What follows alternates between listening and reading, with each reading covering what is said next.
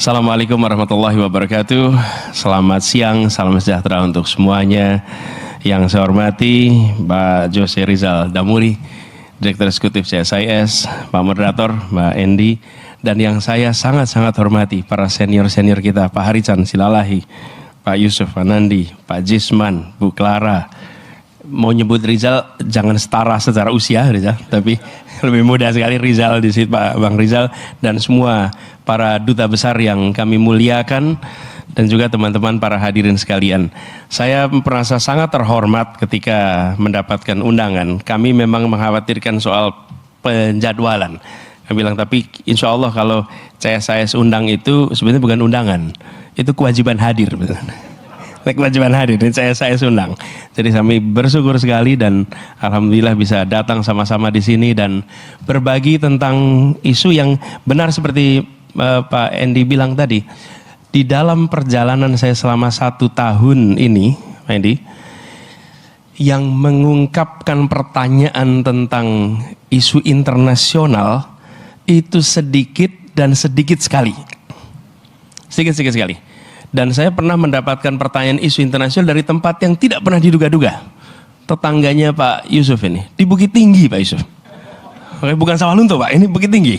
Beliau bersama tuh di Bukit Tinggi bertanyanya tentang isu global, betul-betul isu global, soal pertahanan sudah sampai saya melongo gitu. Ini luar biasa nih.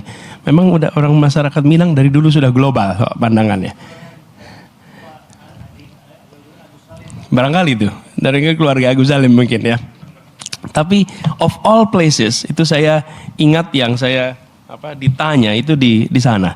Dan hari ini berbicara di CSIS terkait ini yang memang relevansinya tinggi, very credible institution, dan terima kasih, kami juga merasa terhormat ada begitu banyak yang mulia para duta besar yang menyempatkan hadir. It is indeed a privilege and honor. We're very delighted that you all are allocating your time, your busy schedule to attend this very important session organized by CSIS. Terima kasih. Boleh beri tepuk tangan para dubes-dubes ini yang khusus hadir di sini. Nah, saya akan mulai dengan bercerita mungkin Pak. Saya di kantor masih jadi ngurusin kampus 2011. Duta Besar Kanada membuat appointment untuk diskusi. Kita waktu itu sering ngobrol diskusi, itu masuk di sini CSIS, Cermat Tema Internasional. Nah, Pak Dubes dari Kanada ini mau datang. Nah, saya kalau terima ada tamu mau datang, saya minta tolong dilihatin CV-nya. Paling tidak saya tahu sebelum beliau udah sampai apa nih CV-nya. Saya baca CV-nya Dubes Kanada ini. Lalu tertulis di situ disertasinya adalah The Spirit of Bandung and Independence Movement across Africa. Jadi unik juga ini. Jadi ketika dia datang saya tanya, Pak Dubes gimana ceritanya disertasi Bapak kok tentang Spirit of Bandung, Deklarasi Bandung. Tuh dia cerita, saya baru lulus sarjana menjadi diplomat muda, ditempatkannya di Afrika. Kemana saja saya berkeliling dan bertemu, semua orang menyebut Bandung, Bandung, Bandung. Apa ini Bandung kata dia. Sebagai orang yang dari Kanada, apa itu Bandung? Dan kemudian dia mencoba membaca, ternyata mereka cerita betapa inspirasi dari peristiwa Bandung itu luar biasa. Dan saya ketemu kira-kira 2011. Itu 56 tahun sesudah peristiwa Bandung. Lalu di tahun 2015 peringatan 60 tahun KA. Saya dapat tugas di situ, among tamu Pak. Among tamu siapa? Kepala-kepala negara yang datang. Nah kebetulan saya dapat among tamunya itu pas ada dari Afrika Selatan, ada yang bagian meja saya nih. Jadi saya ngobrol dengan mereka, lagi-lagi mereka cerita. Kami tidak hadir, tapi cerita dari orang tua generasi sebelumnya tentang konferensi Asia Afrika itu luar biasa. Bahkan yang di sebelah saya dari Afrika Selatan dia cerita, Nelson Mandela semula mau berangkat. Tapi mereka waktu itu memutuskan kalau Nelson keluar dia mungkin gak pernah bisa kembali lagi. Jadi karena itu diputuskan Nelson tidak pergi. Dan benar 5 tahun kemudian Nelson ditangkap dan baru dibebaskan 29 tahun kemudian. Apa yang terjadi Pak? saya merasakan ditunjukkan ketika Indonesia hadir, ketika Indonesia aktif dan tidak transaksional, kita hadir memikirkan dunia, maka dunia mengingat dan dunia menetapkan kita sebagai referensi. Itu dilakukan di sana. Apa katanya? Kami kagum karena Indonesia merdeka sendiri. Yang kedua, kami kagum dengan ratusan bahasa dan utuh. Kami kagum dengan bangsa yang punya satu bahasa bersama, kami sulit akur di sana. Ini cerita masalah-masalah itu. Menggunakan kita sebagai rujukan. Ini satu peristiwa yang saya alami yang menunjukkan bahwa ketika kita menyadari kami warga dunia itu berdampak. Yang kedua, pengalaman pribadi. Saya sekolah di Jogja, seperti Pak Harican tumbuh di Jogja, kuliah di Jogja. SMA, saya dapat kesempatan mengikuti pertukaran pelajar. Tentu bahasa Inggrisnya masih abrakadabra. Namanya juga anak SMA kelas 2. Berangkatlah saya pertukaran pelajar ke Amerika, dapat tempat di Milwaukee. Apa yang terjadi? Muncul kesadaran, saya warga Jogja, saya warga Indonesia, dan saya warga dunia. Oke. Lalu peristiwa yang saya alami ketika 2011 itu peristiwa di mana Indonesia dan pemimpin-pemimpin di Indonesia, Ali Sastroamidjojo, kemudian Soekarno dan generasinya menempatkan Indonesia sebagai warga dunia, bukan sekedar sebuah entitas terlepas dari dunia, bagian dari komunitas dunia. Dan ketika perasaan itu ada, maka kita berkiprahnya 3 level. Nah, kenapa saya sampaikan di awal? Sebelum kita bicara technicalities tentang policy, menurut saya yang paling fundamental yang harus dikembalikan di dalam bangsa ini dan negara ini adalah kesadaran kolektif bahwa Indonesia, warga Indonesia adalah warga Indonesia dan warga dunia. Dan kepemimpinan selalu berbicara tentang dunia kita berpartisipasi, tidak absen, tidak menjadi penonton, dan tidak memandang dunia semata-mata sebagai tempat lain tempat kita bertransaksi, tapi kita anggota dari sebuah manusia ke masyarakat kemanusiaan yang selalu harus terlibat. Paradigma ini yang ingin kita kembalikan di dalam perjalanan ke depan Republik ini. Jadi sesudah kita bicara paradigma itu, baru nanti bicara tentang apa policy-policynya. Jadi ketika tadi bicara brand of Indonesia dan lain-lain, karena kami ingin pandangan menjadi bagian dari dunia itu adalah sesuatu yang inherent. Kami merasakan juga Pak, ketika kami bertugas di Jakarta. Pada saat kami bertugas di Jakarta, Jakarta ini kota terbesar di belahan selatan bumi. The largest megapolitan in the southern hemisphere is Jakarta. Tapi di begitu banyak forum kota dunia, Jakarta is very consistent in its absenteeism dalam kehadiran. Di seluruh konsisten kita. Jadi ketika kemudian 2017 kami mulai hadir, itu disambutnya seperti, akhirnya Jakarta datang lagi di klub-klub ini. Karena Jakarta betul-betul tidak menjadi bagian. Ada C40, World City Summit, berderet. Itu Jakarta nggak pernah menjadi bagian dari itu. We are big and we are nowhere. Lalu saya kumpulkan teman-teman di jajaran, saya bilang ini seperti kita ini warga kampung, rumahnya nomor 4 terbesar di dunia, selalu bayar iuran kampung, tapi kalau rapat nggak pernah ikut datang. Tapi tertib, rapi, tidak mengganggu stabilitas kampung. Cuman kita nggak pernah ikut di dalam rapat-rapat kampung. Cuman kita nggak mengganggu. Nggak boleh lagi. Indonesia tidak boleh lagi menjadi penonton di samping. Indonesia sudah harus aktif dan Indonesia harus di-recognize. Bukan hanya sebagai sebuah negara besar, tapi negara yang bisa jadi referensi. Nah, perjalanan itu kemudian slide tadi sudah ditunjukkan ya. Kita ada 2 slide bahasa Indonesia bahasa Inggris. Silahkan Bapak Ibu pilih. Saya ingin sedikit mulai dengan gambaran perjalanan ke depan. Ini pakai ini ya, klikernya ya. Dioperasikan atau saya jalankan di sini? Oke, saya jalankan di sini. Jadi Bapak sekalian, ini adalah slide yang kami buat untuk menggambarkan perjalanan kita sebagai negara, sebagai bangsa. Dimulai tahun 28. Kita menyatakan satu bangsa, itu satu yang pertama, Hari. Satu yang kedua jadi satu negara, tahun 45. 17 tahun kemudian. Tapi waktu itu kita masih fase transisi federasi. Baru tahun 50 kita menjadi satu NKRI. Jadi kalau hari ini bilang NKRI harga mati, itu bukan 45 sebetulnya, Pak. Karena NKRI-nya baru tahun 50. Soekarno dalam peringatan 17 Agustus tahun 50 mengatakan, ini proklamasi yang kedua. Karena bulan April dideklarasikan satu negara integral, bulan Agustus dinyatakan itu satu yang ketiga. Satu yang keempat, ya kita tahu deklarasi Juanda yang mengatakan bahwa satu tanah dan air. Sebelumnya hanya tanah, airnya tidak. Tapi perjuangannya panjang sampai UN Close tahun 82. Jadi satu bangsa, satu negara, satu kesatuan, satu tanah air. Nah, yang kelima ini visi kita, satu kemakmuran. Satu kemakmuran. Kenapa? Karena ketimpangan hari ini luar biasa. Bapak Ibu, saya nggak bawa datanya di sini, tapi penting untuk disadari. Jawa Sumatera Human Development Index 20 provinsi ini dibandingkan dengan seluruh wilayah di Indonesia selisihnya 10 tahun.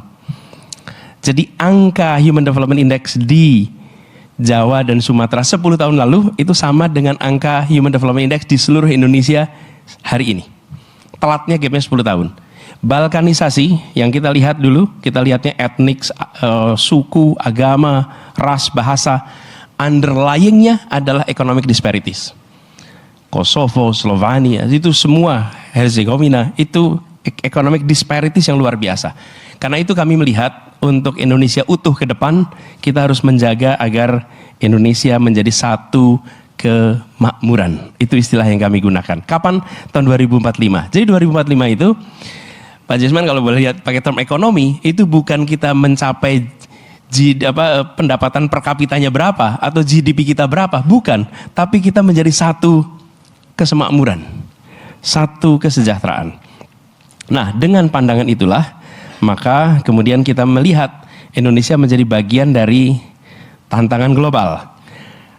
Kita menyaksikan tantangannya sudah lama dan kita punya beberapa. Satu yang kita sama-sama saksikan nih.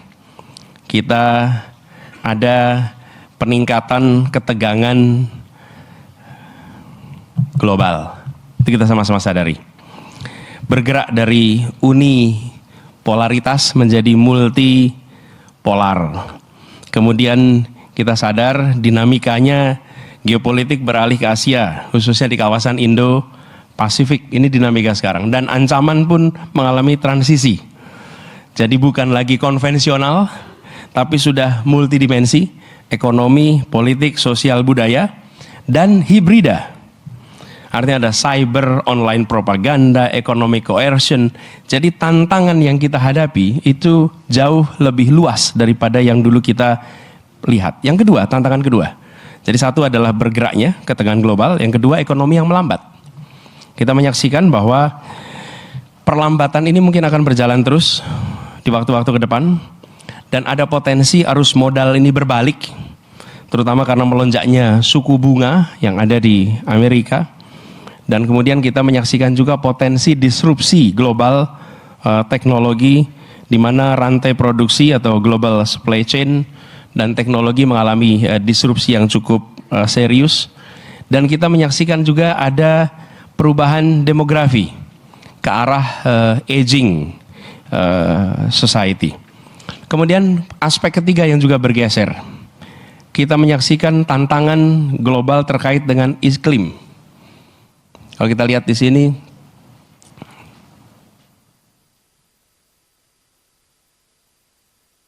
tantangan iklim yang cukup besar, climate crisis ini.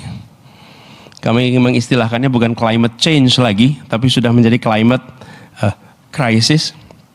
Dan kita menyaksikan adanya potensi climate injustice, di mana banyak masyarakat industri yang sudah maju yang memicu krisis, tapi dampak dari ini semua dirasakannya secara global yang belum tentu memicu krisis itu sendiri.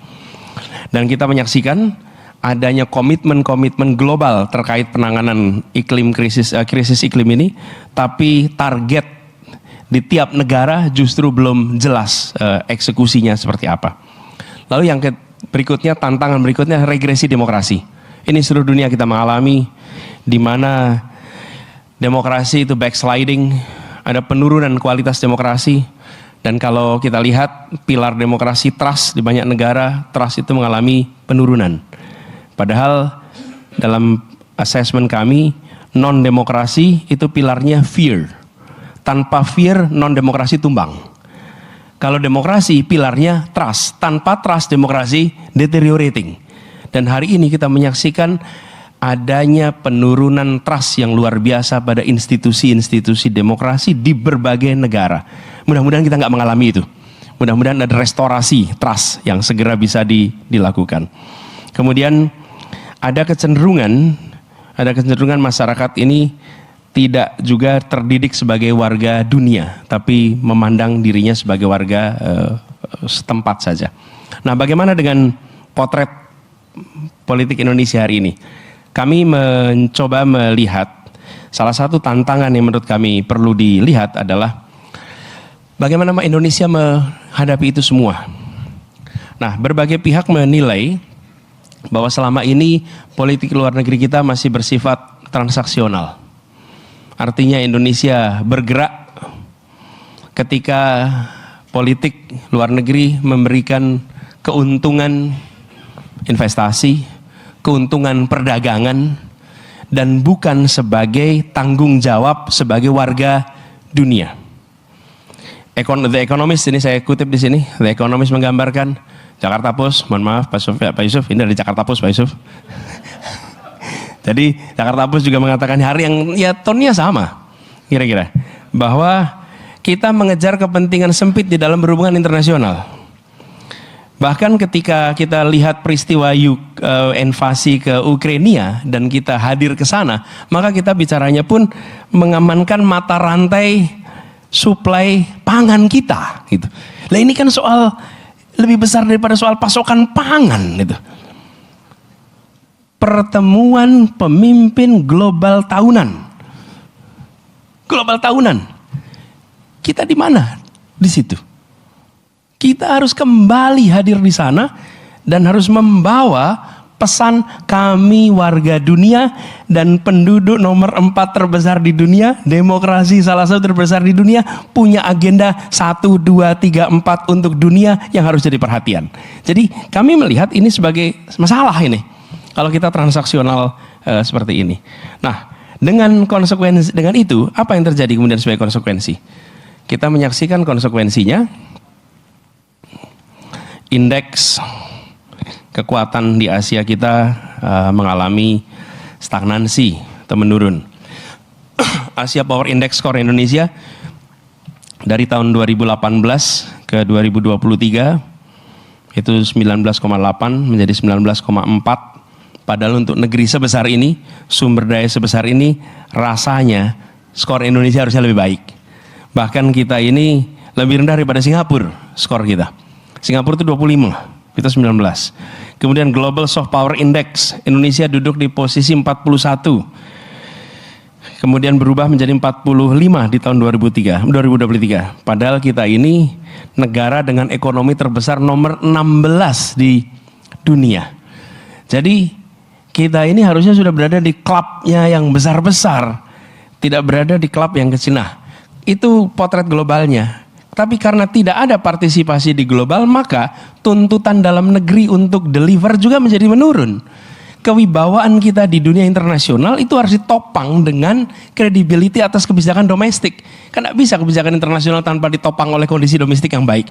Kita bicara tentang kemanusiaan, tapi di sini abuse of human right, nggak bisa. Kita bicara tentang kesetaraan kesempatan, tapi di sini non demokrasi, nggak bisa. Domestiknya konsekuensinya kita menurun juga. Apa yang terjadi? Indeks demokrasi kita turun, indeks persepsi korupsi kita turun, indeks kebebasan kita turun. Jadi secara skala ekonomi kita besar, kita berada di klub negara-negara besar, bagian dari G20, tapi agenda-agenda dasar negara maju dan besar itu tidak menjadi bagian dari kita. Karena kita nggak ngobrol di situ, bukan bagian of the club. Gitu. Nah ini yang menurut kami harus dikoreksi ke depan. Nah lalu bagaimana mengkoreksinya? Nah kalau koreksinya nanti tanya pakar-pakarnya. Kami tidak ingin menganggap bahwa kalau pegang kewenangan berarti tahu semua urusan. Tapi kami gambarkan beberapa hal yang mungkin perlu jadi pikiran. Nanti ketika menyusun, we will be very kolaboratif. Kami tidak ingin pendekatan formulasi kebijakan menjauhi proses teknokrasi. Teknokratik proses harus lead sequence dari pengambilan kebijakan. Nah, jadi kami membayangkan ke depan ada pergeseran paradigma dari yang lebih transaksional, lebih melihat ini sebagai hubungan yang bisa serba dihitung, tapi ini sesuatu yang value based, smart power istilah yang kami gunakan. Dan di sini kita mencoba untuk menggeser dari yang kebijakan transaksional menjadi kebijakan berbasis nilai. Kemudian strateginya adalah dari diplomasi yang lebih pragmatis menjadi diplomasi yang lebih cerdas. Dan kalau bicara terkait dengan ini, tadi saya sudah sampaikan, kemanapun Indonesia menyusun kebijakan, terlibat, maka kita menunjukkan nilai-nilai yang menjadi kompas kebijakan kita. Kalau kita punya nilai, itu pegangan. Seorang yang tidak memegang nilai, dia tidak punya kompas. Kalau tidak punya kompas, dia tidak akan ada pegangan mana benar, mana salah. Mana sesuatu yang bisa, mana yang jangan. Tetapi ada judgment di situ. Dan judgment ini, itulah butuhnya kenapa ada kematangan. Kenapa ada leadership. Karena ada judgment. Ada masa mungkin atas situasi kita tidak bisa menjalankan persis 100% seperti nilai yang kita miliki. Tapi kalau kita punya pegangan nilai, kita bisa kembali lagi pada nilai itu. Karena kita sadar ada yang meleset. Tapi kalau kita tidak pegang nilai, maka potensinya kita melakukan kompromi, lalu off dari track tanpa kita sadari. Kenapa itu menjadi penting? Nanti saya beri contoh beberapa. Lalu yang kedua, terkait dengan yang pragmatis menuju kekuatan cerdas. Ini kami melihat untuk mewujudkan kebijakan luar negeri yang berbasis nilai itu diaplikasikan dengan satu, peningkatan kapabilitas, yang kedua peningkatan daya tarik. Ini dua-duanya ini dikerjakan.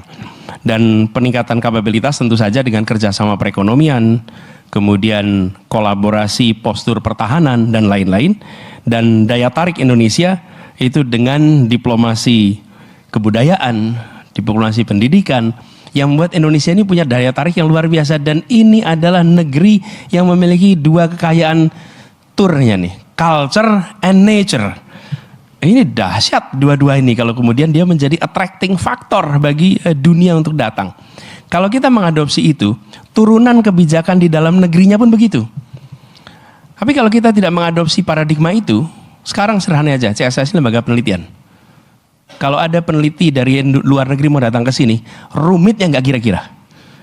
Kecuali memiliki endurance yang luar biasa, dia pindah ke negara lain. Ngurus izinnya setengah mati, Pak. Ngurus izinnya. Dan itu menggambarkan apa yang kita tidak menempatkan Indonesia ini sebagai sebuah tempat yang harus punya daya tarik gitu. Bahkan kalau menurutnya agak kritis, kita tutup mereka aksesnya dari sini. Ben Anderson contohnya waktu itu ya, akhirnya fokusnya ke Thailand dan kita kehilangan resources yang luar biasa gara-gara seperti itu. Nah, kami melihat paradigma atau strategi nanti kita ingin ubah. Nah, lalu berikutnya sekalian, nah, terkait dengan menjadikan nilai sebagai pedoman, mendorong peningkatan reputasi global. Di sini ada rumusnya kira-kira, kalau bukan rumus ya, nilai-nilai yang jadi pedoman. Ini kami ambil ilustrasi 4 tapi tidak terbatas pada. Ini 4 yang kami akan jadi perhatian, tapi not only this 4. Tapi ini contoh ilustrasinya. Prinsip bahwa primacy of human life, itu nilai yang kita pegang sama-sama. Dan ketika kita bicara tentang kepentingan-kepentingan yang berbentrokan, antara kepentingan melindungi industri dan melindungi human life. Ini kita harus ambil nih pilihannya nih. Tapi kalau kita nggak punya pegangan nilai, nanti kita bicara untung rugi aja, karena nggak pakai nilai. Lalu kita bicara tentang territorial integrity, kesakralan teritorial misalnya. Jadi bagaimana kita itu kredibel ketika bicara tentang territorial integrity. Dan Indonesia termasuk yang punya posisi dihormati ketika bicara territorial integrity. Thailand saja ketika berhadapan dengan urusan Patani, menengok ke Indonesia, mau Indonesia menjadi pihak. Kenapa? Karena dua-duanya berpandangan Indonesia tidak mungkin kompromi terhadap soal national integrity. Dia dipercaya, tidak mungkin Indonesia itu kolaboratif terhadap rebel. Karena begitu kita kolaboratif rebel, nanti bisa yang lain memberikan ruang yang sama. Lalu prinsip fairness justice, ini keadilan, kemakmuran. Kemudian prinsip stewardship toward nature atau melestarikan alam. Jadi nilai-nilai ini yang kemudian diwujudkan dalam bentuk kebijakan, sikap, komitmen, proaktif. Kita proaktif. Kita teguh, kokoh, dan bisa diandalkan. Proaktif ini apa? Bapak Ibu sekalian, di dunia ini banyak sekali humanitarian krisis. Where is Indonesia in that equation? Kami jangan saja datang karena dipanggil UN dimintai tolong kirim pasukan. Ketika ada krisis humanitarian, kita datang dengan mengirimkan support. Buka sekolah kita, ajak mereka datang ke sini. Orphans yang punya masalah, undang datang ke sini. Kita ini menjadi seperti sanctuary, seperti tempat yang menyapa pada semua. Ketika ada peristiwa bencana alam di Nusantara, warga Jakarta responsif. Kenapa? Karena kami merasa warga Indonesia. Tapi ketika ada peristiwa dunia, kami nggak responsif. Karena kami tidak merasa warga dunia. Nah, negara harus mengembalikan itu. Jadi kami melihat bukan saja aspek policy, tapi juga aspek masyarakatnya. Dan harapannya dengan begitu nanti akan ada kepercayaan global. Nah, yang saya sampaikan ini Bapak sekalian, itu sudah kita coba kerjakan di Jakarta. Jadi I'm here to share with you what we want to do, tapi juga what we have done. Ketika di Jakarta kami aktif di forum internasional, sampai akhirnya C40, Association of Top 40 in the 40 kota terbesar di dunia, menempatkan wali kota London sebagai chairman, Gubernur Tokyo sebagai wakil chairman, dan Gubernur DKI Jakarta sebagai wakil chairman of leadership in the C40. Dan itu tanpa disadari Pak, kejadian itu sebelum pandemi. Dan ketika pandemi, it's the city network yang berbagi pengalaman pengendalian menghadapi pandemi. Dan itu pengalaman kami Pak, dengan ada jejaring yang luar biasa. Wali kota sedunia itu kumpul pada masa awal krisis seminggu sekali, sesudah mulai mundur 2 minggu sekali, Zoom berbagi pengalaman. Mendengarkan wali kota Milan bercerita sambil menangis apa yang dihadapi, tentang wali kota Teheran, wali kota Seoul. Lalu setelah itu Zoom selesai, saya kembali ke audiens Indonesia dan semuanya bilang, don't worry, everything will be okay. Ini kayak berhadapan dengan apa? Dua sfer yang berbeda. Tapi apa yang ingin saya sampaikan, begitu Jakarta ikut di dalam gelanggang dunia, jajaran DKI terlibat, warga DKI terlibat. Ini ada ilustrasi kegiatannya, di mana yang disebut sebagai MOU antara Jakarta dengan banyak kota-kota lain is no longer sleeping MOU, tapi menjadi active MOU. Bukan MOU yang ditandatangani diam, tapi menjadi engagement. Dan itu mengubah. Di sini ada Singapura mungkin. Kami Bapak Ibu sekalian kalau lihat trotoar di sini, lihat pengolahan air di sini, dari mana belajarnya? Tim kita dikirim semuanya ke Singapura. Dan Singapura menyambut, Singapura ngajarin. Dari tim Singapura datang ke sini ngajarin. Hong Kong yang sama. Apa yang terjadi? Dari kerjasama seperti itu, mendadak mindset orang-orang yang berada dalam jalur berkreasi juga mengalami transformasi. Jadi kami melihat Pak, kalau mindset ini diubah, maka yang terjadi itu bukan hanya policy yang bergeser, tapi juga attitude dari yang berada di birokrasi itu mengalami transformasi. Nah ini dari situ semua, kemudian kami melihat ke depan, apa yang ingin kita kerjakan, kita ingin mendaya gunakan seluruh potensi dalam negeri, dan kita ingin meningkatkan daya tawar kita di dunia internasional. Itu arah yang kita ingin lakukan. Dan ada beberapa item, saya akan lewat saja mungkin ya Mas Hendy karena constraint waktu. Jadi pertama tentang hard power yang sebelah kiri, yang sebelah kanan adalah soft power. Hard power kita bicara tentang pertahanan adaptif. Adaptif dalam artian pertahanan yang mengikuti postur tantangan, mengikuti kondisi-kondisi tantangan yang ada di depan kita. Kemudian kita juga berbicara tentang kemajuan ekonomi berkeadilan, lingkungan ini dua-duanya. Lalu kita ingin brand of Indonesia itu betul-betul muncul. Kenapa kami tonjolkan brand of Indonesia bukan made in Indonesia? Nike juga made in Indonesia, Pak. Banyak sekali produk-produk itu made in Indonesia, tapi they are not brand of Indonesia. Nah, kami ingin justru brand Indonesia muncul. Nah, apa pelajaran penting ketika bicara tentang Indonesia berada di luar? Kita belajar di Korea. Korea negara melakukan investasi besar-besaran di bidang yang sekarang disebut sebagai soft power, dari mulai musik, film, tari, seluruh yang terkait dengan seni, termasuk film, itu investasi oleh negara besar-besaran, sehingga private sector kemudian pick up. Baru 2 dekade kemudian dunia menyaksikan hasilnya. Kalau kita membiarkan itu hanya private sector saja yang mengerjakan, nggak bisa jalan. Karena membutuhkan investasi yang sangat besar sekali. Kami pernah mencoba, Pak, ketika bertugas di Kementerian Pendidikan Kebudayaan. Saya waktu itu cek kenapa film-film itu, film-film dunia, kalau syuting tropis pakainya Thailand. Kenapa tidak pakai Indonesia? 1, kita tidak punya studio alam yang besar. 2, kita tidak punya alat-alat untuk melakukan mixing, alat-alat untuk melakukan editing film-film yang kelas dunia. Dan investasi di situ mahal sekali. Tidak ada swasta yang mau mengerjakan. Itu harus dikerjakan oleh negara. Tapi begitu negara dikerjakan, apa yang terjadi? Pelaku-pelaku perfilman dunia berdatangan, muncul pelaku film lokal, terjadi transfer of experience, transfer of knowledge, dalam waktu beberapa tahun picking up. Dan begitu mulai picking up, mereka akan menghasilkan karya-karya yang tidak kalah dari dunia. Dan ini yang harus kita lakukan. Jadi ketika kita berbicara tentang kekuatan brand Indonesia dan diplomasi proaktif, maka kita harus melakukan investasi yang agak serius di sini. Bapak Ibu sekalian, kami juga memandang penting untuk secara serius menata hard power yang kita miliki. Jadi 1, pertahanan adaptif terhadap perubahan dan ancaman. Ini ASEAN sebagai garda terdepan di Indo-Pasifik, menjadikan ASEAN ini forum dialog utama antar kekuatan besar di Indo-Pasifik. Harapannya bisa menciptakan stabilitas, menciptakan perdamaian di kawasan, dan tentu didukung dengan mekanisme penyelesaian masalah yang lebih asertif, yang lebih tegas. Kemudian ketika kita bicara tentang new essential force, kita harus mulai mendorong alutsista yang berorientasi pada fungsi dan teknologi, tidak hanya soal jumlah, tapi harapannya fungsinya, penempatannya, adopsi teknologinya, dukungan infrastrukturnya, itu juga mengalami transformasi.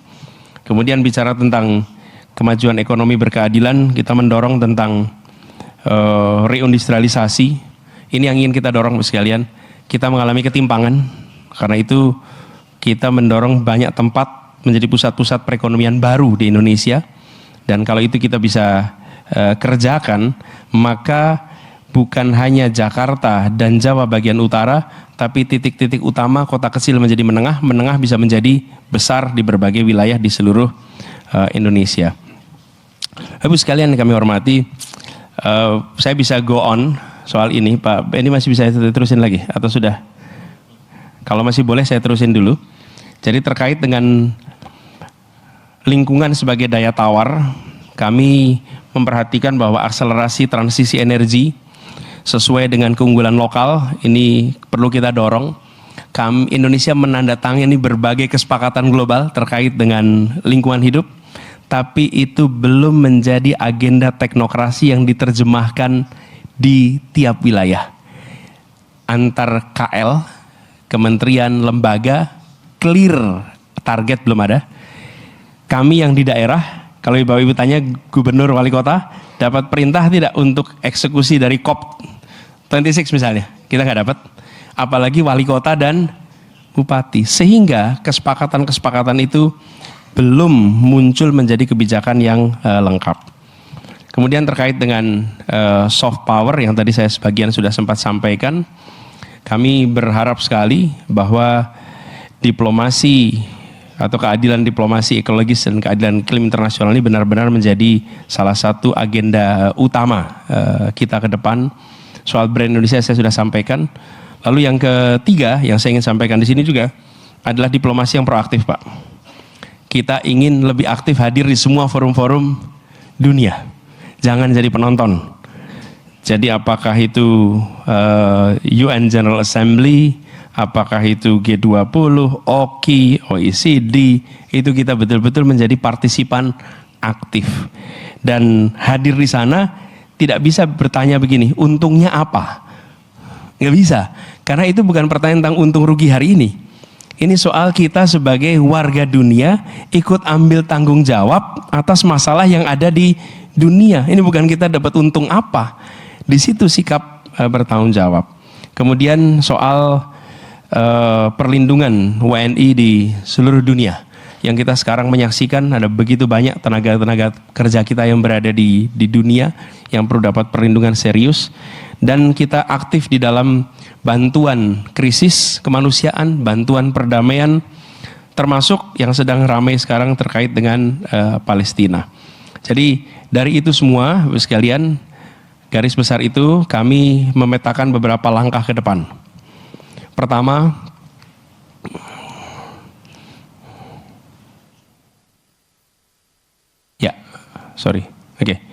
pertama adalah terkait dengan memperjuangkan kepentingan nasional kita. Nah, di sini tentu kita bicara tentang pertahanan kita yang kuat, menjaga kedaulatan negara. Yang kedua, kita proaktif dalam susun agenda dunia. Ini we have to do it.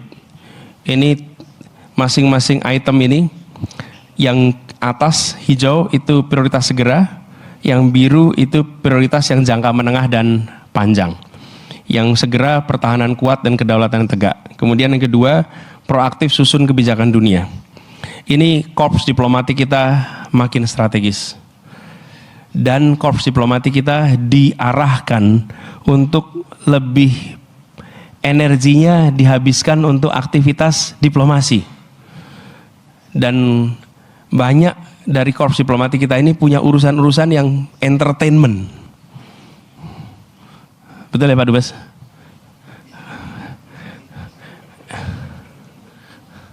Kalau Damu datang dari Jakarta, itu Dubesnya bisa sibuknya luar biasa. Seluruh stafnya sibuknya luar biasa. Tapi Bapak sekalian lihat kalau korps diplomat di Jakarta, diplomat asing ini. Mereka kalau ada ketemuan, ya kalau high rank official mereka entertain. Tapi tidak semuanya kemudian dihabiskan. Bahkan pasukan kendaraan kita pun didesain untuk mengakomodasi tamu-tamu yang datang dari Indonesia. Kita harus lakukan reform di situ sehingga korps diplomat kita itu efisien untuk bekerja. Ini pengalaman yang suka ngeliatin diplomat waktu zaman kuliah dulu, Pak. Gitu. Karena kita zaman kuliah sering nonton ini nggak boleh nih sumber daya negara dipakai begini terus. Lalu kami juga melihat pentingnya melibatkan diaspora. Diaspora ini harus bisa menjadi wakil kita. Kita itu bangga ada Bu Mary di sana tuh. Kita tuh bangga ada Bu Sri Mulyani di sana tuh. Nah kita ini kepengen lebih banyak lagi orang-orang Indonesia yang bisa berada di posisi-posisi kunci di mana-mana. Tidak boleh lagi negara mengatakan bila Anda selesai kuliah dan tidak pulang Anda nasionalis. Jangan. Anda biar di sana, Anda bekerja, bawa nama Indonesia, representasikan Indonesia, nanti kami bantu apa yang bisa kami kerjakan. Sehingga Anda menjadi wakil kita di sana. Dan jadilah orang-orang yang ketika di sana bilang, kami Indonesia dan kami skalanya dunia. Kami kompetensinya dunia berada di badan-badan profit, apakah itu private entity, apakah itu multinational, apakah itu negara. Tapi dorong itu. Nah ini harus ada satu strategi khusus untuk melibatkan mereka. Lalu kita bicara tentang menduniakan Indonesia. Indonesia harus jadi referensi dunia. Seperti dulu saya cerita konferensi Asia Afrika, gimana dunia menengok kepada kita dan two thumbs up. sampai 5-6 dekade kemudian. Contohnya mana? Indonesia. Kita negeri demokrasi yang sekarang vibrant, ngalami naik turun. Kita negeri yang aman, damai, negeri yang banyak aspek dari kita ini yang bisa ditawarkan kepada dunia. Tujuannya apa? Menjadikan Indonesia sebagai referensi dunia. Lalu yang ketiga, kita bicara tentang merealisasikan ekonomi dan investasi yang berkelanjutan. Tentu saja ini kita bicara tentang pemerataan pembangunan ekonomi, ini yang jangka pendek, reindustrialisasi yang jangkanya menengah. Hilirisasi jalan, tapi nggak cukup hanya dengan hilirisasi, harus ada reindustrialisasi dan harus ada dorongan untuk mengembangkan sektor-sektor yang menyerap tenaga kerja lebih banyak. Bukan hanya capital intensive activity, tapi justru yang labor intensive investment activity di sektor-sektor pertanian, perkebunan yang menyerap tenaga kerja banyak, itu harus kita dorong bersama dan kaitannya dengan global ini bisa diwujudkan di situ. Yang terakhir adalah mewujudkan ekonomi hijau. Ini kita perlu lakukan mitigasi dan adaptasi atas pendekatan ekonomi hijau yang berkeadilan, dan yang berikutnya adalah menciptakan bagaimana pengelolaan energi kita, pemanfaatan energi kita itu berkeadilan.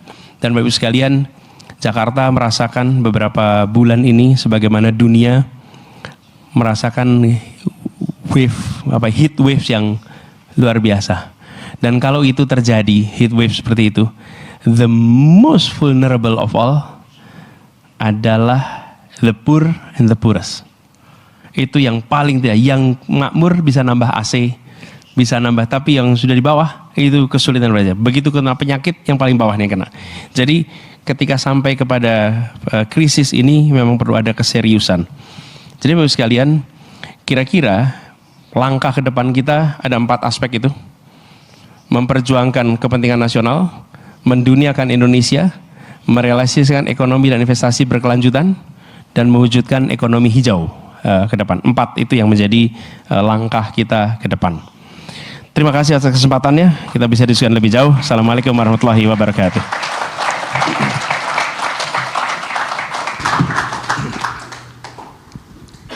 Terima kasih Pak Anies atas pemaparan yang panjang lebar mengenai strategi dan kebijakan luar negeri. Saya tidak akan membuat summary, tapi kita langsung ke sesi tanya jawab. Masih ada sekitar 40 menit. Sebelum saya lempar ke floor, saya akan menggunakan prerogatif saya untuk mengajukan pertanyaan pertama. Tadi disebut mengenai pertahanan nasional, new essential force. Kita ada program yang masih in place, pemerintah itu minimum essential force 2024. Deadline tahun depan dan kelihatannya tidak akan tercapai, yang saya dengar di bawah 70%. Di saat yang sama, tantangan terhadap tantangan dari perubahan geopolitik di kawasan sini berubah, dan kemungkinan perang di kawasan Laut Cina Selatan atau kemungkinan perang antara Amerika dan Cina semakin besar. Pertanyaannya adalah, karena kita tidak memenuhi MEF 2024, kita menjadi sangat vulnerable dalam hal kemampuan kita untuk menjaga teritori kita, menjaga kedaulatan kita. Apa yang akan dilakukan oleh Pak Anies kalau terpilih menjadi presiden untuk menutup gap dari kemampuan kita untuk membela, mempertahankan kedaulatan dan teritori kita? Yang terakhir saya dengar dari Menteri Pertahanan Prabowo bahwa belanja pertahanan kita itu hanya sampai 0,8% dari GDP. Negara-negara tetangga sudah sampai 2%, kita masih jauh. Jadi kalau misalnya Pak Anies jadi presiden, bagaimana mengatasinya? Kemampuan kita bertahan, tapi juga kemampuan kita untuk meningkatkan belanja pertahanan. Terima kasih. Ya, terima kasih Pak Hendy. Nomor satu, kita lihat datanya dulu nih. Saya coba lihat datanya. Jadi minimum essential force sejak tahun 2010 itu ditargetkan 2024 tercapai begitu. Dan data sekarang ini kalau kita lihat di 2023 Angkatan Darat baru tercapai 76%, Angkatan Udara baru sampai angka 51%, Angkatan Laut 59%. Jadi kita di bawah dari target itu. Di sisi lain, Pak, kita juga menyaksikan dalam periode 1 dekade ini kita mengalami perkembangan teknologi yang luar biasa. Jadi menurut kami ke depan pengadaan ini sudah tidak bisa lagi diukur dengan kuantitatif saja, tapi juga sudah harus melakukan penyesuaian dan pengadaan yang sesuai dengan positioning dan utility. Kami sering gunakan analogi ini di Jakarta, Pak, dulu. Karena begini, jajarannya sering sampai, Pak, ini ada target yang sudah ditetapkan dulu belum tercapai. Kecenderungannya oke, kita capai target itu. Apa sih yang belum? Saya beri ilustrasi. Dulu Pak ditargetkan beli mesin fax 100 gitu. Ya waktu itu mesin fax adalah solusi. Tapi kalau sekarang pakai mesin fax is no longer solution. Masa kita mau laksanakan, kan udah ditetapkan Pak zaman dulu itu. Nah kecenderungan kita adalah apa yang sudah ditetapkan itu harus dilaksanakan, sementara mengalami transformasi. Jadi menurut kami kita harus membuka diri, invite institutions, individuals yang understand state of the art untuk kita melakukan istilahnya leapfrog ini ya, lompatan yang lebih cepat, mengejar target secara substansi memenuhi yang kita rencanakan, walaupun secara kuantitatif kita mengalami pergeseran. Kenapa? Karena ada positioning yang bergeser. Jadi misalnya positioning alutsista ini menyesuaikan lagi dengan lokasi, proyeksi kekuatan dan garis zona pertahanan. Jadi akses rantai produksi lepas zona ekonomi eksklusif.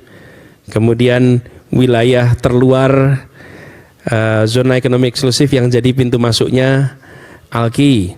Kemudian garis pantai. Jadi kita bisa melakukan penyesuaian. Kemudian utilitasnya. Kita bisa membuat alutsista ini menyesuaikan kebutuhan dan kegunaan secara lebih efisien untuk pertahanan nasional dan proyeksi kekuatan di kita. Dan adaptasi ini yang harus kita lakukan sama-sama. Jadi tadi Pak Hendy, kalau bisa kami melihat itu. Lalu yang berikutnya adalah infrastruktur dan SDM juga harus melakukan penyesuaian di sini. Bila kita menggeser cara pemenuhannya, maka kita harus lakukan penyesuaian pada SDM-nya. Nah, tapi ini perlu waktu juga untuk untuk pergeseran itu, karena proses modernisasi itu bisa 4-5 tahun. Jadi kalau disebut kita memenuhi target tahun depan rasanya sulit, Pak, dengan kenyataan seperti sekarang. Tapi kalau diberi waktu beberapa ekstra dengan penyesuaian tadi, rasanya kita bisa mengejar itu. Lalu ada hal yang agak teknis, tapi ini menurut hemat kami berdampak dalam anggaran. Ketidakseragaman alutsista kita itu merepotkan dari sisi maintenance. Jangankan alutsista, armada bis saja itu kalau mereknya beda-beda, Pak, itu bagian montirnya itu repot, Pak, ngurusinnya. Karena armada bis saja, apalagi alutsista. Jadi kami melihat perlu ada konsistensi di dalam kita memiliki alutsista kita dari sisi jenis, merek dan lain-lain. Kemudian sudah mulai kita berbicara tentang perkuatan industri pertahanan kita. Kalau kita ingin dalam jangka panjang berbicara tentang negara yang berdaulat, maka mau tidak mau kita harus serius menangani ini. Dan ini kita rujuk tank shopping nih yang bilang core-nya apa? core-nya itu industri baja. Jadi kalau kita tidak serius kembangkan industri baja, perekonomian nggak akan bergerak, dan yang pasti industri pertahanan tidak akan bisa maju. Nah, kita harus kembali ke sana, dan kalau kita perkuat industri pertahanan, saya rasa ada potensi besar sekali untuk transfer teknologi dan lain-lain. Begitu, Mas Andi. Terima kasih, Mas Anies. Sekarang saya ingin mengundang satu penanya, Michael Batikiotis. Are you here? There. Silakan. Boleh bahasa Indonesia, bahasa Inggris. Tolong mikrofon. Terima kasih, Pak Andi. Pak Anies, I will ask the question in English, but you can silakan jawaban dalam bahasa Indonesia. You have talked about a foreign policy that is more proactive and values-based. Can you elaborate on how much more normative and proactive your approach will be towards the issues that face Indonesia and Southeast Asia, certainly in Southeast Asia's largest conflict of Myanmar, and the geopolitical contest between the United States and China that affects the region, and finally the Middle East peace process? Could you elaborate a bit more on those three issues? Terima kasih.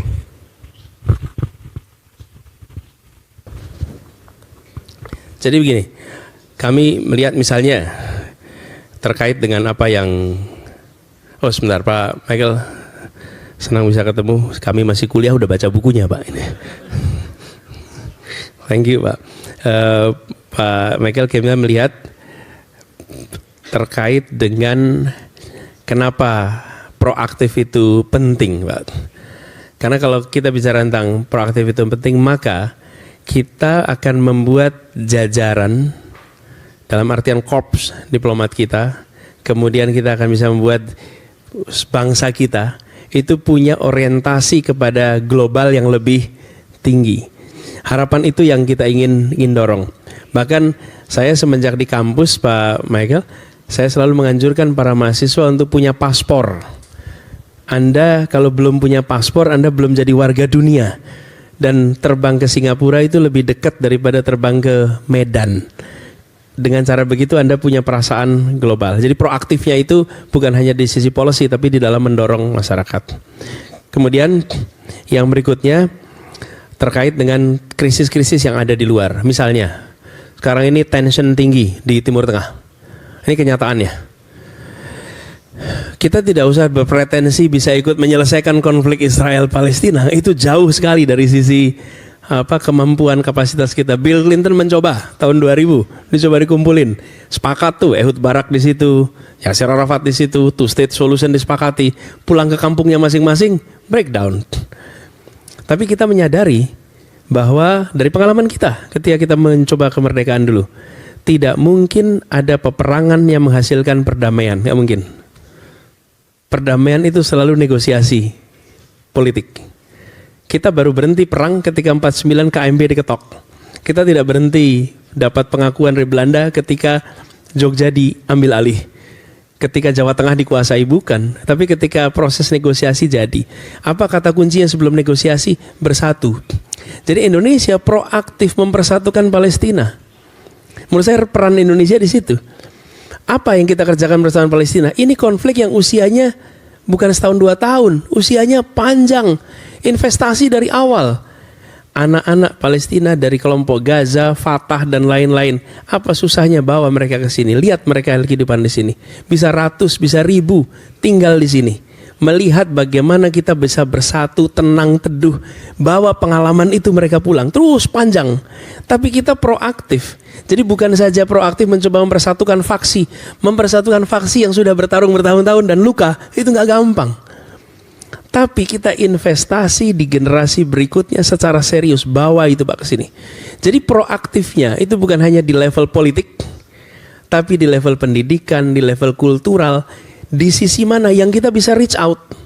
Jelas ke sisi Palestina kita bisa reach out. Tujuannya membantu mempercepat terjadinya persatuan di situ.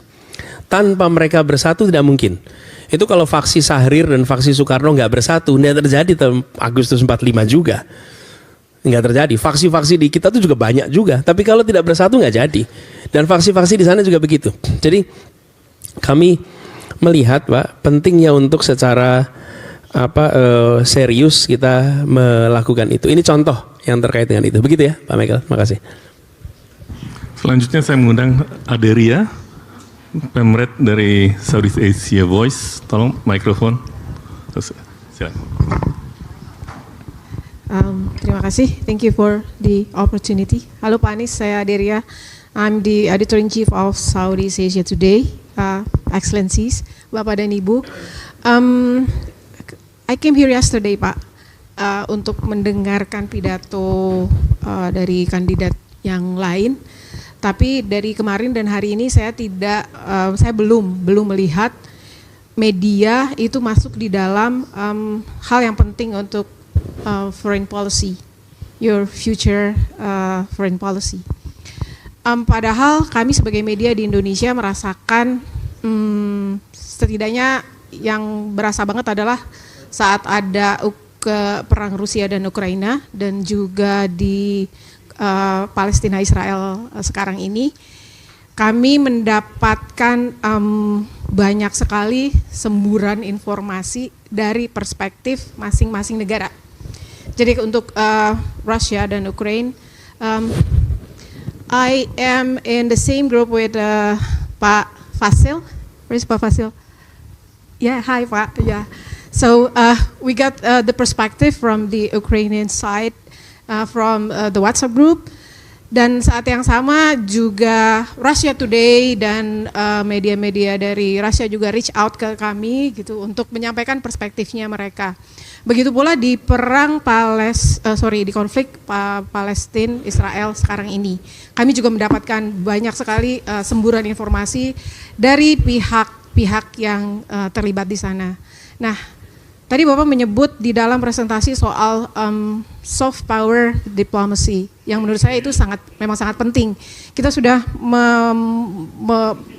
sangat visioner sekali tadi yang sudah disampaikan, target Indonesia ke depan, cita-cita Indonesia ke depan. Tetapi how to make Indonesian voice and Indonesian's perspective heard internationally? Apakah bagaimana pelibatan media dalam hal ini? Itu Pak. Terima kasih.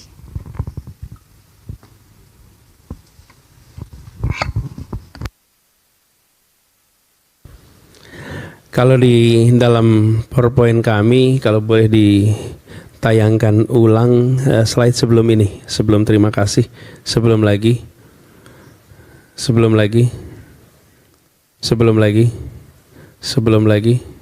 Nah ini dia, yang paling bawah. Kami melihat pentingnya ada pemulihan institusi, di sini terkait dengan media, penyehatan demokrasi, kebebasan pers, lalu pemberantasan korupsi. Ini garisnya. Jadi kami melihat satu, memberikan ruang untuk kebebasan pers. Yang kedua, Bapak Ibu sekalian, menghadirkan Indonesia di dunia itu statement. Kalau program harus ada anggarannya. Dan kita ini tidak pernah serius mengalokasikan yang cukup untuk diplomasi global, baik itu media, budaya, sosial. Itu piecemeal. Kalau ini menjadi strategi, maka semua harus alokasikan yang cukup. Dan menurut hemat kami, kalau itu dilakukan, termasuk teman-teman media, itu dua. Satu, media domestik ke sana. Yang tidak kalah penting adalah mendatangkan media global ke Indonesia. Itu punya dampak yang luar biasa. Jadi misalnya kalau terkait dengan ada recent konflik di sini di sebuah lokasi, maka atau recent event, negara itu memberikan kesempatan kepada media-media kita untuk bisa berada di sana, untuk kemudian bisa hadir di sana. Event-event kultural, event pendidikan bisa didorong untuk ke sana. Harus ada alokasi anggaran yang cukup. Selama ini itu kurang diberikan. Lalu exchanges in term of journalist, editor, menurut saya ini penting sekali untuk kita berikan kesempatan untuk bertukar. Sebagai ilustrasi Pak, kita pernah mendatangkan jurnalis-jurnalis sastra budaya dari Jerman dalam angka yang cukup banyak. Mungkin 20-30 mereka datang ke sini untuk berkeliling di Indonesia, menulis tentang sastra budaya Indonesia, dan itu dampaknya sangat besar. Jadi kami melihat teman-teman media punya peran, satu dijamin kebebasannya, yang kedua didukung program-programnya untuk bisa hadir di dunia internasional, yang ketiga jurnalis global bisa datang ke sini dan berada di Indonesia untuk waktu yang cukup panjang, dan itu membutuhkan keterbukaan dari kita untuk memberikan ruang ke situ. Begitu ya contohnya. Terima kasih. Sekarang akan membuka kesempatan buat floor bertanya. Saya akan mulai dari mungkin dari ambassador yang akan bertanya. Silahkan, you may from the ambassadors here from this group. If you have a question, you're welcome to raise the question in English, and then Pak Anies will answer in Bahasa Indonesia. Any taker from this group here? Okay. Oh, there's one name. Okay, please, your name and your country. Thank you. Microphone, sorry. Yeah.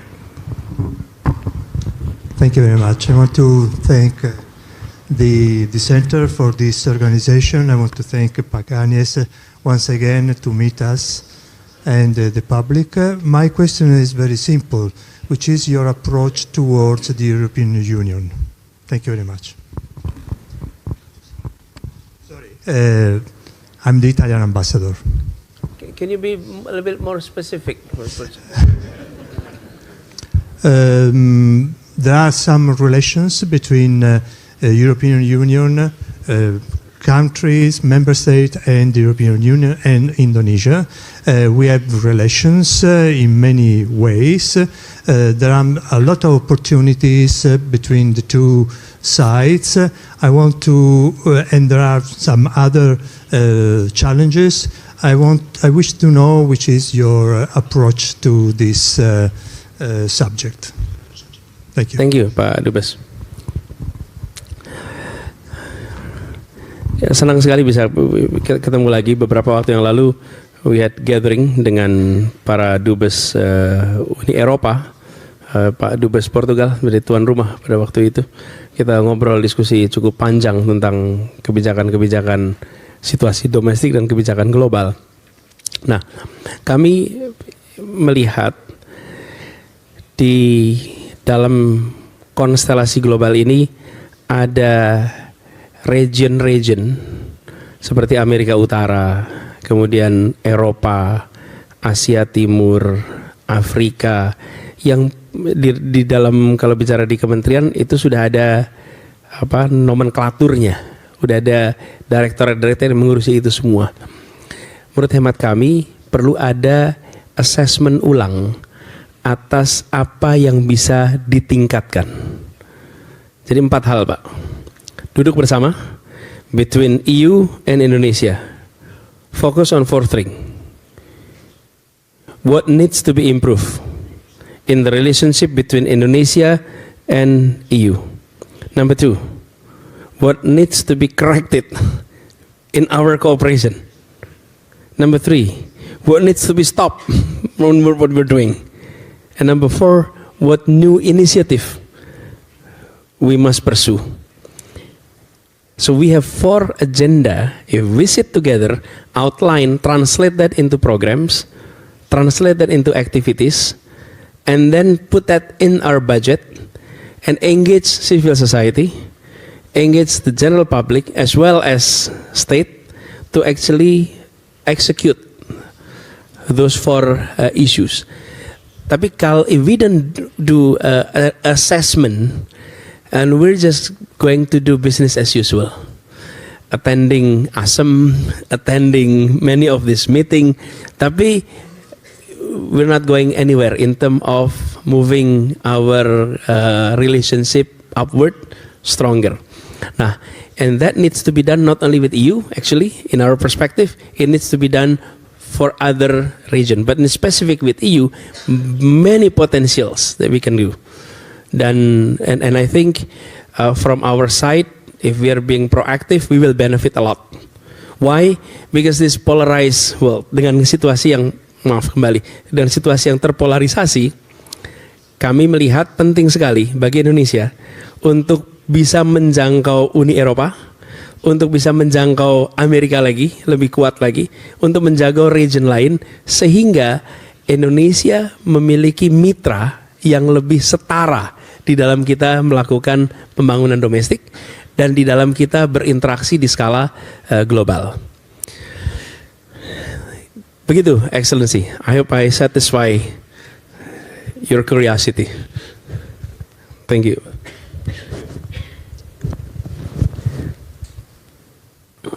I'm going to turn to this side. Okay, already see two hands here. Tolong mikrofonnya. The lady first. Mungkin ada satu nih, SEPA kita harus dituntaskan pembahasannya. SEPA dengan apa? Dengan EU, sehingga itu complete, selesai kira-kira. Oke, yuk. Hello, Bakanis. My name is Amanda Hodge. I'm a journalist with the Australian newspaper. Thanks for coming today. I've enjoyed your talk.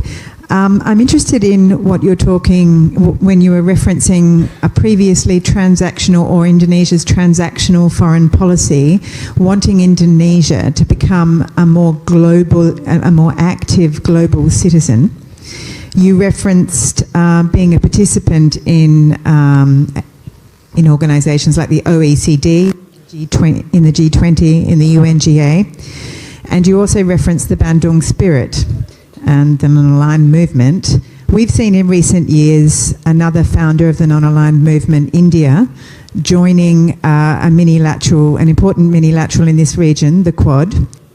I wonder if Indonesia's free and active policy, as you see it, precludes Indonesia from perhaps joining where it could take advantage of one of these new minilateral organisations, whether it be the Quad or AUKUS or one of these. Apa saja organisasinya tadi disebut?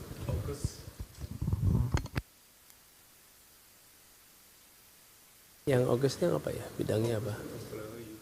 Oh ya, yang itu. Tapi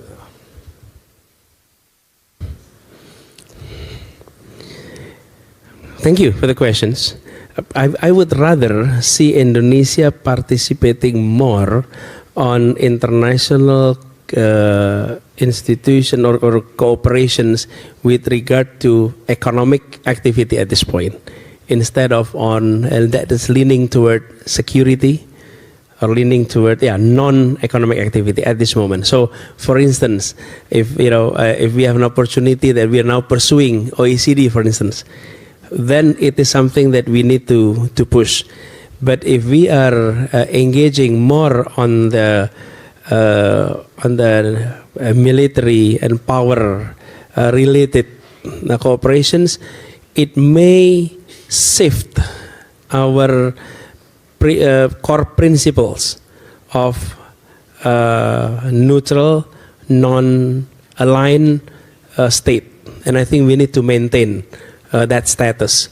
But if we are able to engage with international cooperations like OECD, for example, we will benefit as much as they benefit from our presence. That would be my response. Okay, that was I think the microphone. The next person, yeah, and I'm going to turn to that side afterwards. Thank you very much. Good afternoon. I am Satya Permesi. See today, as we know, many countries and many private equities investors are currently investing or have invested in projects, infrastructure projects in Indonesia. One of them being the new capital city in Kalimantan, which is partially funded, of course, by investors from across the world. So how would your administration include these investments in the new capital into your foreign policy? Thank you. One of the key value we need to uphold is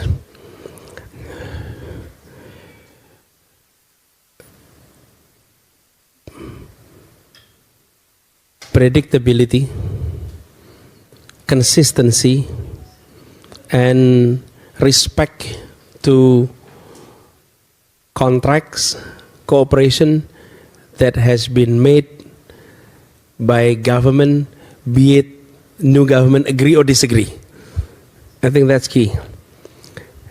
So for any cooperation that has been done, any contract that has been made, we need to value and we need to send the message to investors across the globe that Indonesia and government of Indonesia always value contract, because if we don't value that, then we will lose our credibility before the world. So that's principle number one. On the project itself, we will allow assessment. But even if it is, if the after the assessment there is decision that may not be in favor, but we need to provide protection. We need to provide assurance that they are not going to experience loss or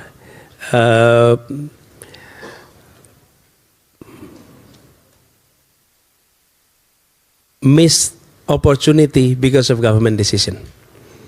Jadi with regard to investor, but with regard to the project itself on the Nusantara project, let technocratic assessment lead the assessment, not so much political assessment.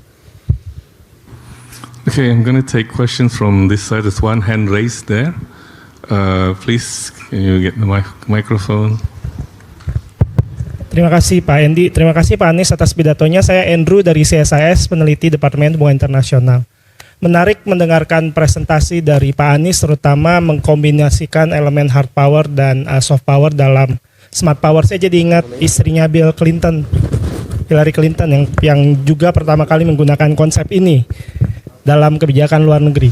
Hanya saja kalau kita lihat lebih dalam, saat ini di dunia kalau kita fokus ke soft powernya, ada paling tidak dua model bagaimana soft power digunakan. Ada model seperti negara Korea yang menggunakan K-pop, artefak budaya yang hard, kemudian diekspor dan kemudian dia bisa jualan produk yang lain ikutan laku. Saya pikir Indonesia sudah coba hal ini dengan mengekspor misalnya makanan atau batik gitu misalnya, dan tari-tarian supaya disukai oleh masyarakat internasional. Tapi sebetulnya ada model kedua untuk soft power, yaitu seperti yang dikatakan Joseph Nye, kita membuat negara lain menginginkan apa yang kita inginkan dengan artian kita punya nilai yang sama. Seperti misalnya beberapa negara menyebarkan demokrasi, membuka beberapa institusi, menyebarkan ajaran-ajaran seperti good governance dan lain sebagainya. Kalau pemahaman yang kedua yang kita ambil mengenai soft power, menurut Pak Anies, apa nilai khas Indonesia yang saat ini bisa kita tunjukkan ke dunia, dan kalau dunia mengadopsi nilai itu, dunia akan menginginkan hal yang sama dengan kita.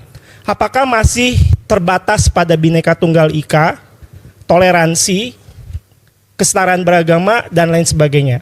Dan dengan demikian, kalau ini soal kebijakan luar negeri, bagaimana menggerakkan komponen domestik supaya semua orang mendukung itu dan tidak ada pihak-pihak yang kemudian mengganggu nilainya, seperti melakukan praktek intoleransi di dalam negeri dan lain sebagainya, yang kemudian bisa ditangkap oleh media asing. Terima kasih.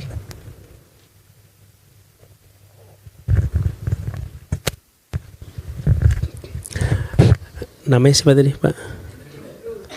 Andrew. Andrew, makasih Pak Andrew atas pertanyaannya.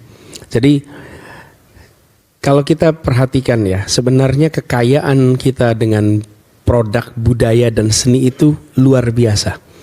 Luar biasa, tetapi kita tidak mendorong mereka untuk menjadi tamu di negeri orang. Kita mendorongnya sebatas jadi tuan rumah di negeri sendiri, itu problem kita. Menurut kami, kita harus menjadikan mereka tuan rumah di negeri sendiri dan tamu mempesona di negeri. Nah, kalau untuk jadi tamu mempesona di negeri orang, investnya itu harus dari negara. Dari negara. Tidak bisa dikerjakan oleh non-state. Jadi K-pop yang diceritakan, K-pop ini tahun 90-an itu ketika investasi 80-an pertengahan, ketika investasi besar-besaran dilakukan di situ. Tapi baru dirasakan manfaatnya ya sekarang ini nih, 10 tahunan terakhir ini. Itu durasi yang panjang itu puasa. Kalau negara diminta menghitung untungnya, nggak dapat untung itu. Karena itu jadi, nah ini Pak yang saya ingin sampaikan, spending di bidang kesehatan, spending di bidang pendidikan, spending di bidang kebudayaan jangan dihitung sebagai cost. Hitung itu sebagai investment. Karena itu akan menghasilkan return yang besar.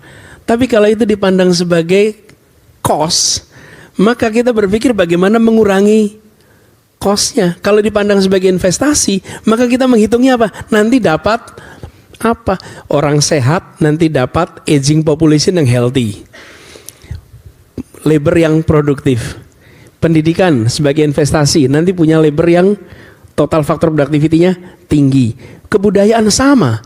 Begitu kita investasi di bidang kebudayaan, maka kita nanti akan bisa muncul di mana-mana, Pak. Saya membayangkan Pak, terkait ini bahwa kita harus punya House of Indonesia di kota-kota besar di dunia. House of Indonesia yang di situ menjadi pusat kebudayaan, bukan embassy nih. Kalau embassy tugasnya tugas apa? Diplomasi. Tapi House of Indonesia itu adalah rumah budaya, rumah seni yang di situ rutin. Kita lihat di sini ada apa? Pusat kebudayaan Belanda, pusat kebudayaan Prancis, pusat kebudayaan apa lagi di sini nih? India. Lah mana ke pusat kebudayaan Indonesia? Jadi kalau kita dan kalau dihitung Pak, buat negara beli rumah satu di Menteng sama rumah di Frankfurt lebih mahal di Menteng. Coba aja dicek harganya. Lebih mahal. Apa yang terjadi? Kita kemudian punya sebuah sebuah space di mana kegiatan kebudayaan kita itu terrepresentasi di mana-mana. Jadi kami masih melihat kekuatan budaya kita. Nah, dalam kita bicara itu pasti kita akan turunkan terjemahannya apa? Gagasan tentang harmoni, gagasan tentang toleransi, gagasan hidup bersama. Apakah tidak ada friksi? Tidak ada situasi negara manapun yang tidak ada friksi. Tapi selalu kita mampu melakukan balancing. Dan itulah kehebatan bangsa kita. Nah, saya melihat kalau ini kita bisa kerjakan, Pak, ini bisa kerjakan, maka kita punya sebuah outlet produk kebudayaan kita dari mulai kuliner. Oh ya, by the way, kita ini kalau bicara kuliner, itu kuliner nomor 1 di dunia itu banyak Indonesia nih. Saya pernah punya catatan, tapi nyarinya lagi agak panjang di sini. Pernah punya catatan ini kuliner Indonesia yang kuliner Indonesia itu di dalam ranking dunia nomor 1 semua Mas Edi. Benar-benar nomor 1. Ini kalau saya masih sempat nyari, tapi nanti sambil jeda saya nyari. Yang menunjukkan bahwa kita tuh bisa hadir di dunia dari mulai kulinernya sampai kepada artsnya.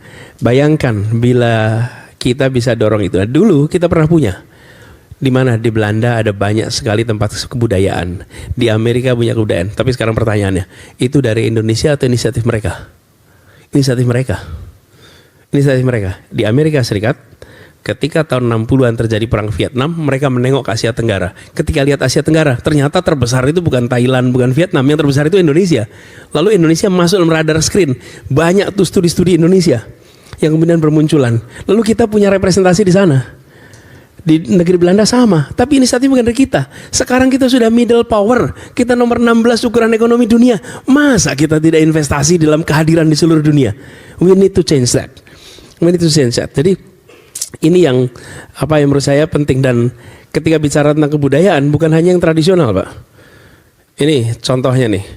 Di dunia itu, believe it or not, ada yang namanya most iconic ice cream, Pak. Dan nomor iconic ice cream itu dari mana? Dari Jakarta. Zang Randi sama Ragusa es Italia. Sorry Pak Dubes Itali. It's not from Italy, Pak. It's actually from Jakarta, Pak.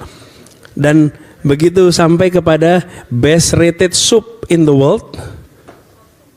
Nomor 1, beef black soup. Rawon. It's number 1 in the world. Nomor 2, gulai cincang. Serius, ini Indonesia yang menangan di sini. Kemudian best deep fried dessert in the world. Do you know what is best deep fried in the world? The best in the world apa kira-kira? Bukan pisang goreng, Bapak Ibu. Of all names, it's pisang goreng. Loh, dan ini in the world loh, best deep fried in the world. Jadi maksud saya, kita ini undersell. Betul-betul undersell. Kita nggak aktif dorong ke dunia. Maka itu kenapa saya katakan, nomor 1 mindset. You are member of the world. Jadi karya itu pasangnya ke dunia. Ini juga Pak, ya Pak Bu, saya cantikan nih kalau di Jakarta. Kelas-kelas di Jakarta selalu saya bilang, pasang peta dunia di kelas-kelas. Peta dunia. Biar anak-anak kita di Jakarta itu kalau di kelasnya lihatnya petanya dunia. Jarak Aceh, nih Mbak Rizal, sama India itu lebih dekat daripada Aceh ke Makassar. Coba diukur ke Makassar ya. Betul. Kita itu menjadi bagian dari dunia. Sebaliknya, setiap anak Indonesia yang lagi kuliah di luar negeri, saya selalu pesankan, pasang peta Indonesia di kamarnya. Biar dia ingat tuh rumahnya Indonesia gitu. Tapi global ini menurut saya kalau kita kerjakan, kekuatan itu akan muncul dari apa? Proses-proses kreatif dari warga. Jadi ini Pak, kita lihat sekarang di Jakarta.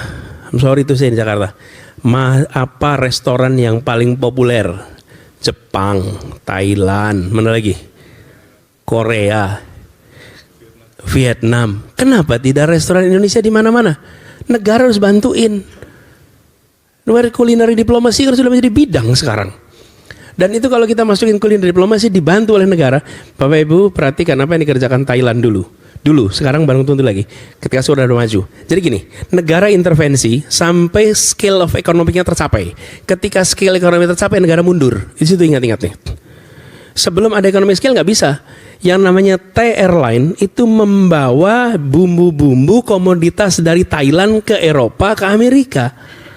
Dibantu oleh siapa? Thai Airways. Sesudah skala ekonominya membesar, baru negaranya turun karena bisa menggunakan sistem logistik. Nah kalau kita nggak melakukan itu, kita nggak akan pernah berada di kancah global. Saya membayangkan kota-kota dunia, mana restoran terbaik. I want to see Indonesian restaurant. I want to see Indonesian food. I want to see Indonesian culinary. Itu yang terbaik. Dan itu yang kira-kira kalau bicara soft power, we need to get there and we can do it if we are willing to do it.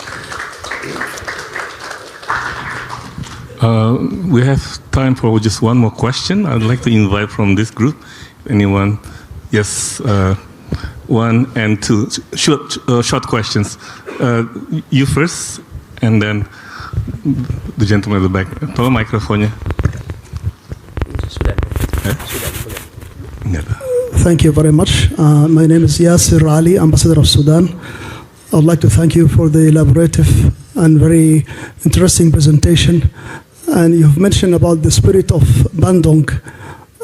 So I'd like to know your policy towards Africa. This is giving a very good gesture to us as African, and from a perspective of achieving the food security for Indonesia, for example. As you know, Indonesia is aspiring to achieve food security, and there is a huge opportunities to cooperate with some African countries which has a lot of resources to cooperate with you to achieve that. And also African aspiring to have sort of cooperation, especially in the technical and capacity building. We have noticed that many Asian countries like from the ASEAN are having very active role with Africa, and I think Indonesia to some extent needs to exert more effort. I noticed this during my period as an ambassador in Tanzania. I saw many ASEAN countries are very active with Africa, but Indonesia, I think, needs to be more active in that regard. The other part, what about the plan for the BRICS? Do you have any plan to, if you are elected, to be part of the BRICS? Thank you. Kenapa nggak dua-duanya dirangkum biar cepat? We'll take the other question. There was a gentleman at the back before Anis answer the question. Did you raise your hand, please? Microphone, tolong. Thank you. My name is Kanasugi Kenji, Ambassador of Japan. this is not so much to do with diplomatic strategy, but people say that democracy in the world is declining, and during your presentation you seems to suggest that democracy in Indonesia is on the downside. And if so, how are you going to redress the situation? How are you going to rectify domestic politics in this country? Thank you.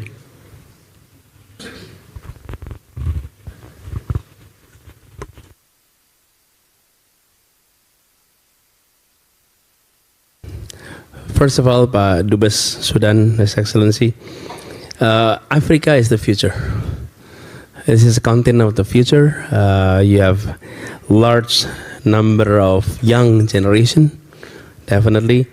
And if you look at not only the demography, but also on potential development cooperation, it's tremendous.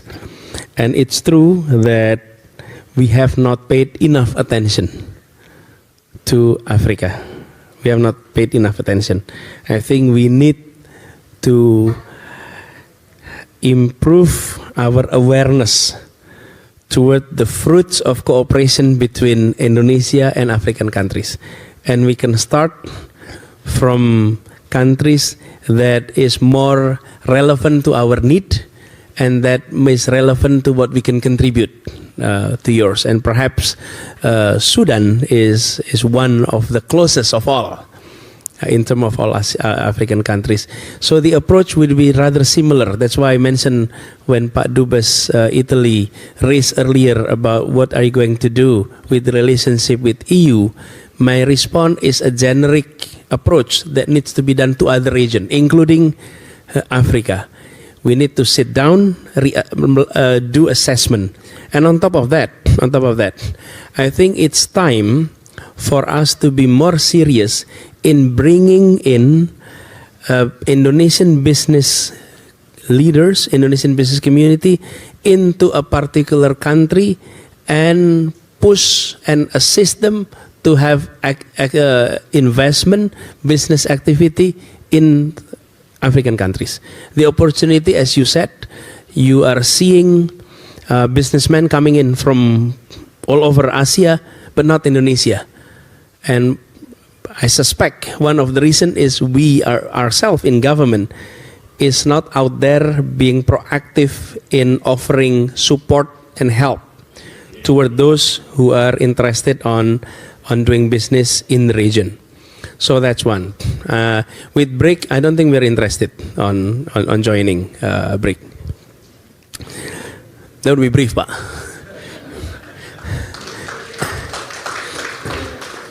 Now, with regard to Pak Dubes Japan on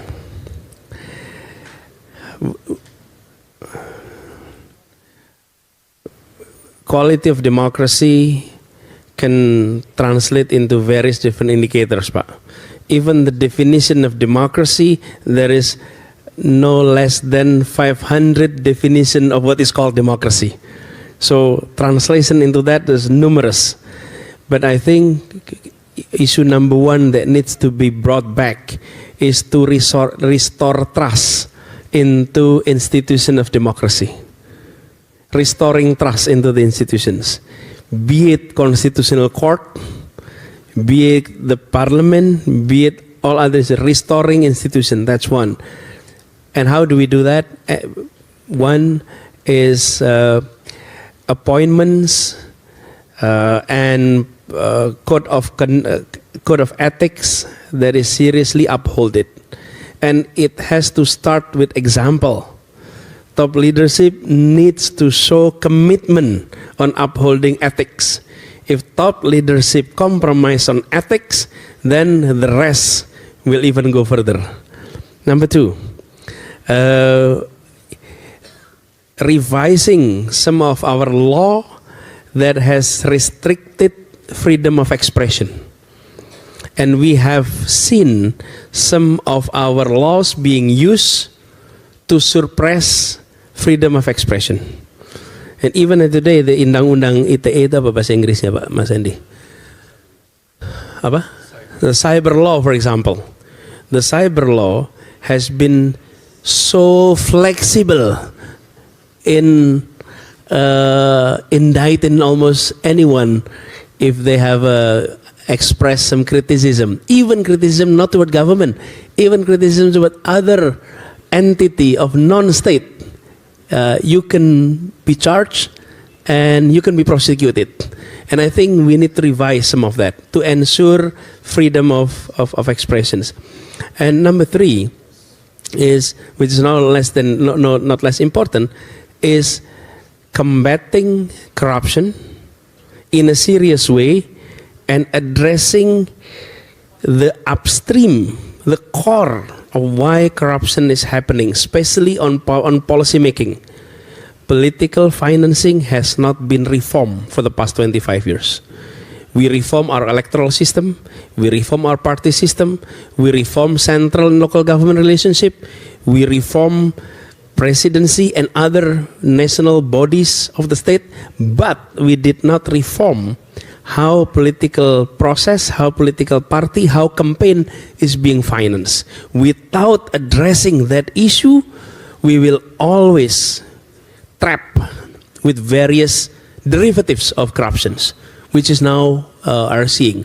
So quality of democracy is not only being judged by the electoral process, but also by the quality of delivery of democracy itself, and also by ensuring that principle of good governance is present. So that would be the agenda. This is big, may not be complete in a year or two, but if we don't start by expressing our commitment, outlining the plan, and making it public, then we will not be able to achieve all of that. And I think that one of our commitment to be done if authority is being given. Power is still in the land of in the people, but authority that can be given to any one of us. Terima kasih, Pak.